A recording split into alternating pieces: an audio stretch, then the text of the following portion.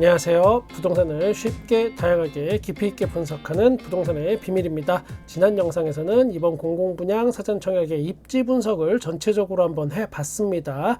이번 영상에서는 이번에 처음 시행하는 나눔형 공공주택 고양창릉 신도시 S3블럭, 양정역세권 S5블럭, 그리고 또 일반형 사전청약인 남양주 진접 2지구 A7블럭의 가치에 대해서 좀 더 자세히 알아보겠습니다. 거기에 평면도 분석까지 함께 이어가 보겠습니다. 고양창릉의 S3블럭은 총 956세대입니다. 대단지의 기준이라고 할 수 있는 1000세대에서 약간 모자른 거의 대단지급입니다. 이번에 사전청약으로 877세대를 모집합니다. 평형 구성은 46제곱미터부터 84제곱미터까지 다양하게 존재합니다. 주력 평형이라고 하면은 59제곱미터로 우리가 일반적으로 25평 이렇게 부르는 타입입니다. 방 3개, 화장실 2개. 가장 경쟁률이 심할 것으로 보이는 건 역시나 대형 평형인 84제곱미터입니다. 74 타입도 은근 인기가 많습니다.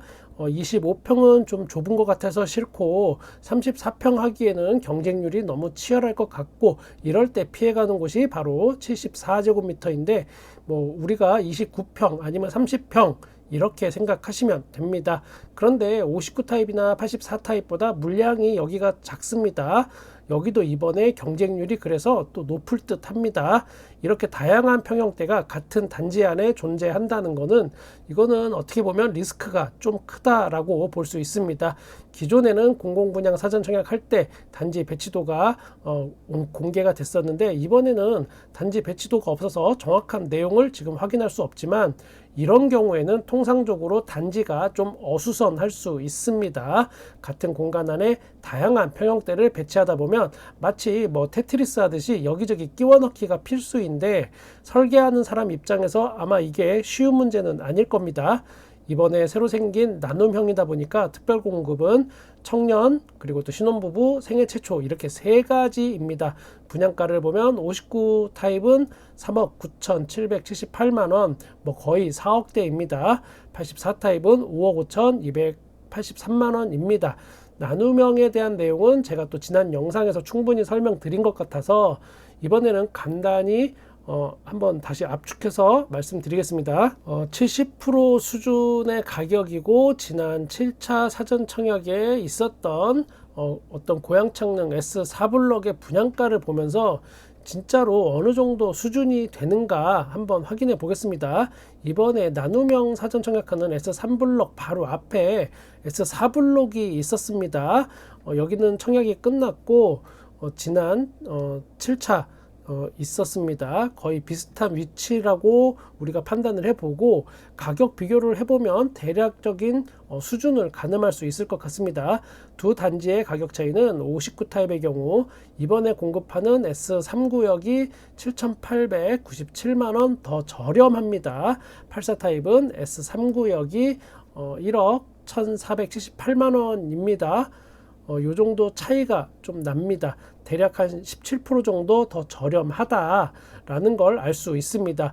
이 정도 가격 차이에 또 감당할 내용들이 있습니다. 가격이 싼 대신 감당할 내용, 나눔형만의 특징, 나중에 매매할 때 아무한테나 팔 수 없고 이익이 나면 그 중에 70%는 내 목, 그리고 나머지 30%는 공급자의 목, 그리고 환매할 때도 정해진 데다 팔아야 되고 기타 등등의 불리함이 분명 있습니다. 가격이 싼 만큼. 그러나 또 좋은 점도 있습니다.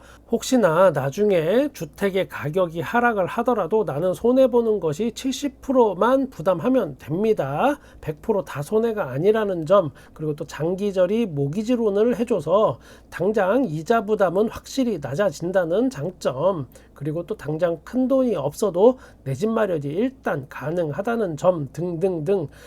이거 머리가 살짝 어지러워집니다. 과연 이게 좋은 걸까 아닐까? 이 판단은 각자 해야 합니다. 사람마다 자신의 가처분 소득과 미래 소득이 다 다르기 때문에 누구한테는 엄청나게 좋은 아파트 조건일지라도 또 누군가한테는 그다지 끌리지 않는 그런 아파트일 수 있습니다. 그래도 이거 하나 분명히 제가 말씀드리고 싶습니다.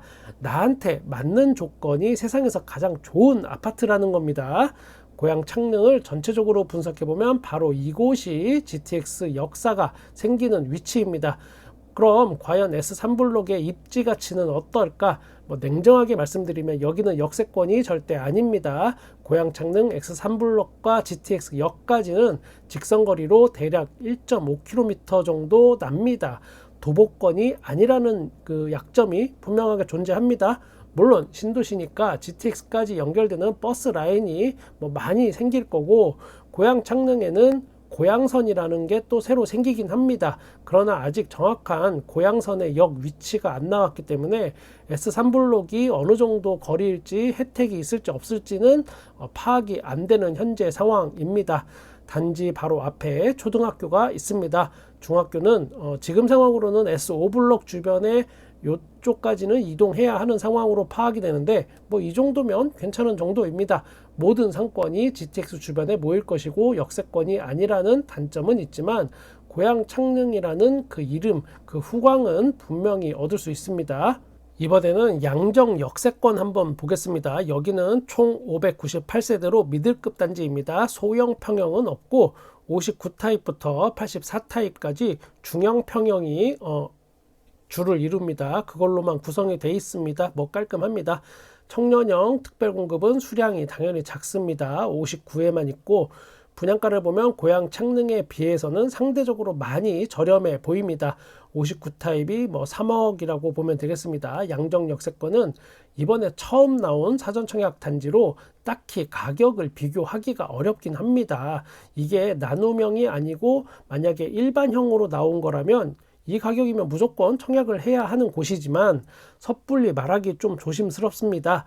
양정 역세권은 상대적으로 경쟁률이 그래서 약할 수 있습니다. 비교 대상이 딱히 없기 때문에 아무래도 생소한 지역이고 덕소 내지는 별내 아니면 다산 신도시 정도 사시는 분들이라면 아마 이곳의 입지를 잘 알고 그 가치도 잘 알기 때문에 청약에 도전하실 분들이 꽤 계시겠지만 이 주변에 사시는 분들이 아니라면 일단은 이번 청약에서 패스할 확률이 꽤 높습니다.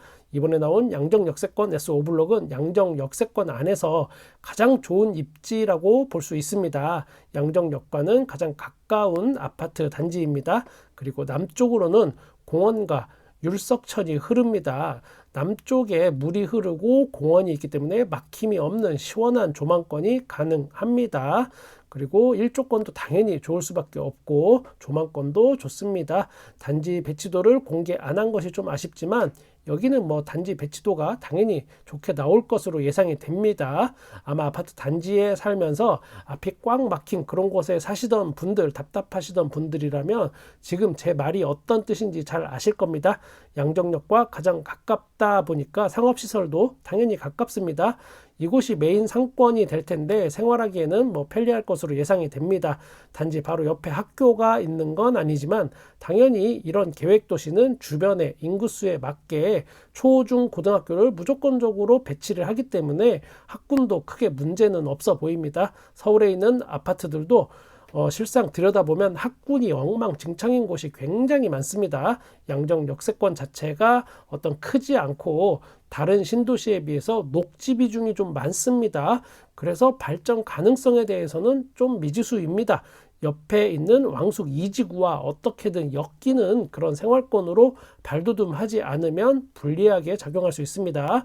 또한 양정역 자체가 경의선은 배차 간격이 크고 서울로 진입해서 다시 한번 갈아타야 하는 그런 불편함이 좀 있습니다. 이게 약점입니다. 그러나 왕숙 2지구까지 버스 노선이 잘 연결만 된다면 이거는 어느 정도 커버가 가능합니다. 이번에는 일반 분양인 남양주 진접 2지구 A7블럭입니다. 유일한 일반 분양입니다. 여기는 총 710세대 미들급 규모고 55타입하고 59타입만 있습니다. 국민 평형인 84제곱미터가 없다는 것은 조금 아쉽습니다. 59제곱미터의 분양가는 3억 3,748만원입니다. 남양주 진접 2지구의 핵심은 누가 뭐라 해도 왕숙 1과 연결이 돼서 한 몸처럼 살아갈 수 있다는 점입니다. 실질적으로 왕숙 1과는 하나의 생활권이 될 확률이 거의 100%입니다. 4호선과 9호선의 더블 역세권으로 이 지역의 어떤 중추적인 교통수단 역할을 할 풍양역하고는 직선거리 500m 정도입니다. 이 정도면은 역세권이라고 할 수 있습니다. 더블 역세권, 진접 2지구 A7블럭의 가장 중요한 핵심 포인트입니다. 약점이라고 하면 아무리 왕숙 신도시하고 붙어있다 하더라도 사람들이 여기를 진접 이렇게 부를 수밖에 없다는 점입니다. 진접의 꼬리표를 뗄 수 있을지 그거는 두고 봐야겠습니다. 부동산에는 어쩔 수 없는 이름값이라는 게 존재합니다. 목동이 아닌데 아파트 이름에 목동 넣어달라고 하는 뉴스 많이 보셨을 겁니다. 좋든 싫든 그것이 맞는 거든 틀린 거든 이름값이라고 하는 거는 부동산 가격을 형성하는 데 있어서 어떤 큰 영향을 주니까 청약에 참고하시기 바랍니다. 대표 평면도 몇 개 확인해 보겠습니다. 전용 면적 55타입 판상형입니다. 55제곱미터이지만 방 3개, 욕실 2개입니다. 있을 건 다 있습니다. 실질적으로 전용 면적 59제곱미터의 평면도라고 보시면 될 정도입니다. 최대한 25평 냄새가 나도록 열심히 뽑은 티가 납니다. 거기에 드레스룸도 안방에 있습니다. 일반적인 59제곱미터보다 작은 방이 하나가 좀 더 작게 나오고 나머지는 다 비슷해 보입니다. 55 타입임에도 현관 옆에 팬트리 공간까지 알뜰하게 챙겼습니다.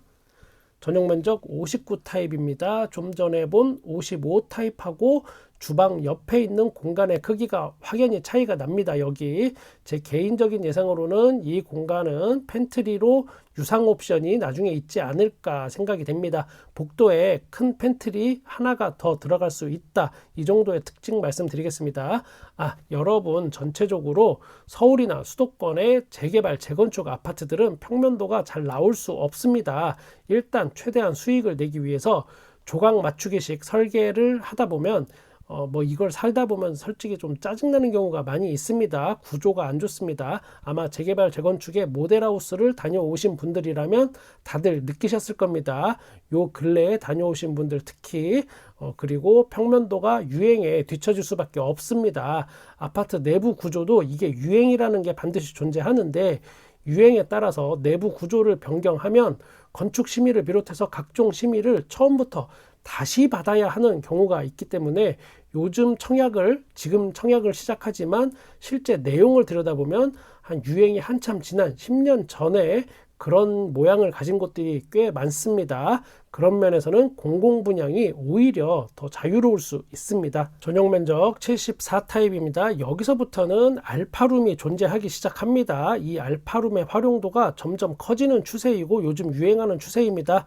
집 안에서도 개인적인 공간이 필요하거나 재택근무가 늘거나 취미생활을 위한 공간으로 많이 활용됩니다. 공부방, 독서방 굉장히 쓸 모양새는 많이 있습니다. 팬트리 크기도 벌써 다릅니다. 59 타입에 비하면 훨씬 넓고 이 정도면 자전거 정도는 충분히 수납 가능합니다. 드레스룸과 파우더룸이 있고 거실 폭이 확실히 큽니다. 넓어 보입니다. 84 타입은 알파룸의 크기가 엄청 커졌습니다. 어지간한 방보다 오히려 더 커 보입니다. 그러나 짜투리 공간을 모아서 합쳐서 이걸 만들다 보니까 알파룸의 크기가 커진 대신 여기가 직사각형입니다. 그리고 또한 주방의 크기가 상대적으로 또 넓지 않습니다. 그만큼 커 보이진 않습니다. 물론 지금의 평면도는 각 단지마다 조금씩 변형이 될 수 있고 본 청약 때 정확하게 확정이 되겠습니다. 이번 청약은 전체적으로 우아하는 곳은 솔직히 없습니다. 그렇다고 버리는 카드라고 하기에는 좀 아까운 곳입니다. 제가 중간에 말씀드린 대로 각자의 처분 소득 그리고 미래 소득을 잘 예측하셔서 종합적인 판단을 하셔야 할 것 같습니다. 여러분의 내 집 마련에 큰 행운이 따르길 바라겠습니다. 2023년도 모든 행운 여러분이 가져가시길 바랍니다. 구독과 좋아요 감사합니다. 부동산의 비밀이었습니다.